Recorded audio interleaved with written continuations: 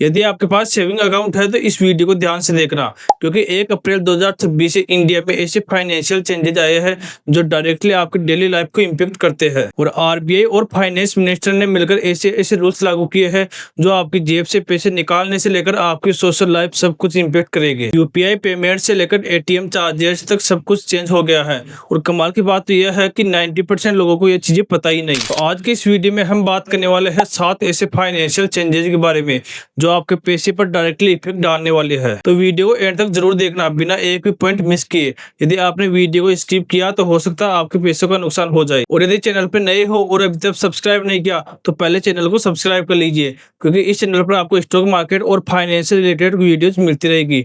तो चैनल को सब्सक्राइब जरूर करें। तो सबसे पहले बड़ा चेंज आया है यूपीआई और डिजिटल पेमेंट्स में।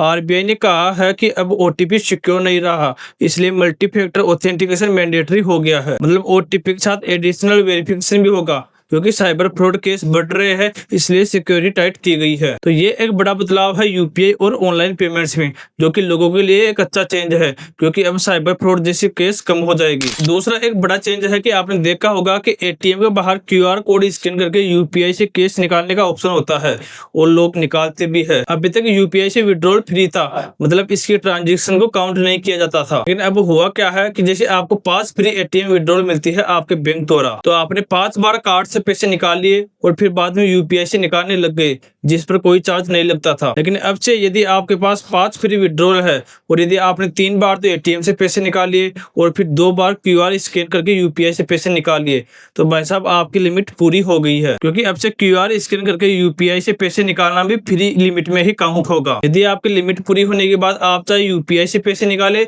या फिर एटीएम से पैसे निकाले, आपके 23 रुपये पर ट्रांजेक्शन चार्ज लगेगा विद जीएसटी। तो अब से अगली बार एटीएम से या यूपीआई से जब भी विड्रॉल करो तो ये चीज दिमाग में जरूर रखना कि यूपीआई ऐप फ्री नहीं रहा, तो इसका जरूर ध्यान रखना। और तीसरा जो बड़ा बदलाव होने वाला है वो है कि 2026 में आपका जो कैश फ्लो है ना, मतलब आप जो भी बड़ा खर्चा करोगे उसकी बहुत टाइट रिपोर्टिंग होने वाली है। सीधे इनकम टैक्स डिपार्टमेंट के डैशबोर्ड पर दिखेगा आपका बड़ा खर्चा। और day by day pan card की इंपोर्टेंस बढ़ती जा रही है। आप गाड़ी खरीदोगे तो भी पैन कार्ड लगेगा, आप गाड़ी बेचोगे तो भी पैन कार्ड चाहिए, और कोई भी एक्सपेंसिव चीज बाय करने पर आपको पैन कार्ड देना ही होगा। और यदि आप कैश में लेन देन करते हो तो भाई साहब थोड़ा अलर्ट हो जाइए, क्योंकि आपके सेविंग अकाउंट में 10 लाख से ज्यादा की ट्रांजेक्शन हो गई विद इन 1 ईयर तो ऑटोमेटिकली इनकम टैक्स डिपार्टमेंट को रिपोर्ट चली जाएगी। और हाँ, ये सिंगल ट्रांजेक्शन की नहीं है, मतलब 1-1 लाख करके 10 बार भी जमा किए या निकाले तो भी रडार में आ जाओगे। मतलब पूरे साल के 10 लाख होने चाहिए, चाहे वो एक बारी में हो या फिर थोड़े थोड़े करके हो। और क्रेडिट कार्ड का बिल 1 लाख से ज्यादा है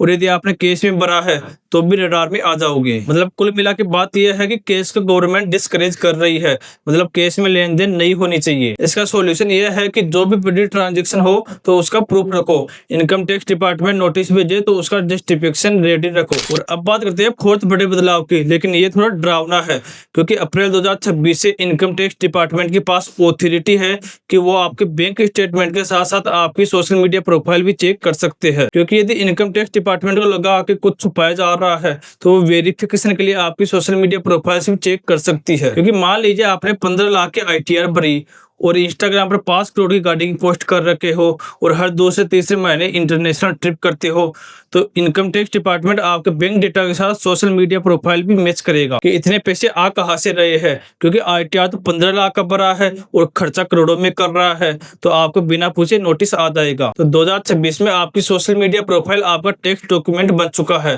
तो सावधान रहना। एक बार फ्लेक्स करने से पहले सोच लेना कि आईटीआर में उतना दिखाया है या नहीं। और अब बात करते हैं पेन और आधार रूल्स की। तो 1 अप्रैल 2026 से पेन रूल और भी ज्यादा स्ट्रिक्ट हो गए हैं। अगर आपका पैन कार्ड आपके आधार कार्ड से लिंक्ड नहीं है तो आपका पैन कार्ड इनएक्टिव हो सकता है और आपको टैक्स रिफंड भी नहीं मिलेगा और आपके बैंकिंग में प्रॉब्लम्स आ सकती है। तो भैया अभी के अभी पैन कार्ड को आधार कार्ड से लिंक करवा लीजिए। और अब न्यू पैन कार्ड अप्लाई करने के लिए आधार तो मैंडेटरी है ही, इसके साथ एक्स्ट्रा डॉक्यूमेंट्स वेरिफिकेशन भी मैंडेटरी हो गए हैं। मतलब अब से पैन कार्ड बिना आधार कार्ड के यूजलेस डॉक्यूमेंट माना जाएगा। तो अब बात करते हैं एक गुड न्यूज की, क्योंकि अभी तक सब कुछ बैड ही सुनने को मिल रहा था, लेकिन अब है एक गुड न्यूज। मतलब आरबीआई ने जीरो बैलेंस अकाउंट वालों के बल्ले बल्ले कर दिए हैं, क्योंकि अब से जीरो बैलेंस अकाउंट वालों को अनलिमिटेड फ्री डिपॉजिट कैश मिलेगा। मतलब कोई भी चार्ज नहीं लगेगा और फ्री एटीएम डेबिट कार्ड भी मिलेगा और कोई भी एनुअल मेंटेनेंस चार्ज भी नहीं लगेगा। एक लिमिट तक फ्री चेकबुक भी मिलेगा और फ्री डिजिटल पेमेंट्स भी मिलेंगे और मंथली एटीएम से 4 फ्री विड्रॉल मिलेगी। मतलब यह सब आरबीआई ने मैंडेटरी किया है। लेकिन नॉर्मल सेविंग अकाउंट में यदि मिनिमम बैलेंस मेंटेन नहीं किया तो पेनल्टी लग सकती है। तो ये सब चीजें ध्यान में रखना जरूरी है। और अब लास्ट में बचती है सबसे जरूरी चीज उन लोगों के लिए जो फ्यूचर एंड ऑप्शन में ट्रेड करते हैं। तो सबसे पहले आप फाइनेंस मिनिस्ट्री की ये स्पीच सुन लीजिए। I propose to raise the STT on futures to 0.05% from the present 0.02%. मतलब पहले फ्यूचर्स बेचने पर जहां 200 रुपए का एसटीटी लगता था, अब वही एसटीटी 500 रुपए का लगेगा। मतलब सीधा 150% का जंप। और ऑप्शन ट्रेडिंग में पहले 10,000 के प्रीमियम पर 10 रुपए का एसटीटी लगता था, अब वही एसटीटी 15 रुपए का लगेगा। मतलब सीधा 50% का जंप। भाई साहब, यहाँ पर गवर्नमेंट अपनी तिजोरियां भरने में लगी हुई है। लेकिन आप सोच रहे होंगे कि एसटीटी का चार्ज छोटा सा ही तो होता है। तो देखिए, छोटा सा चार्ज ही आपके साल भर में लाखों या हजारों रुपए भी हो सकते हैं। ये टोटली डिपेंड करता है कि आप कितनी वॉल्यूम से ट्रेड करते हो। देखिए, गवर्नमेंट ने इस बार ओनली ट्रेडिंग पर एसटीटी बढ़ाई है और इक्विटी बाइंग मतलब शेयर बाय करने पर एसटीटी को सेम ही रखा है।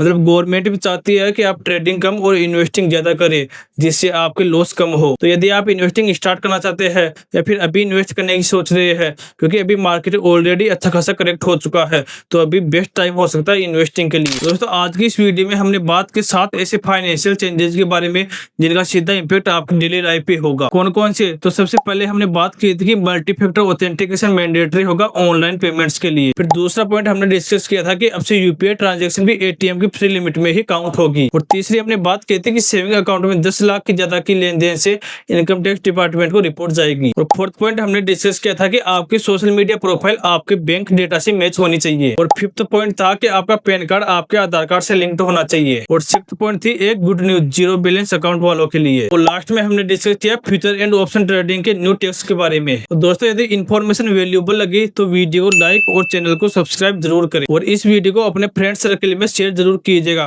ताकि उनको भी इन फाइनेंशियल चेंजेस के बारे में पता लगे और उनका भी पैसे का नुकसान होने से बच सके। देखिए, इन वीडियो को बनाने में काफी टाइम और एफर्ट लगता है, तो वीडियो को शेयर और चैनल को सब्सक्राइब जरूर करें, ताकि मुझे भी मोटिवेशन मिलता रहे और आपके लिए ऐसे ही और वीडियोस बनाता रहूं। और दोस्तों, स्टॉक मार्केट अपडेट्स, न्यूज और आईपीओ अपडेट्स के लिए आप ज्वाइन कर सकते हो मेरा व्हाट्सएप चैनल, जहां आपको स्टॉक मार्केट की और आईपीओ की अपडेट टाइम टू टाइम मिलती रहेगी। दोस्तों, वीडियो को एंड तक देखने के लिए शुक्रिया। मिलते हैं नेक्स्ट वीडियो में, तब तक के लिए धन्यवाद।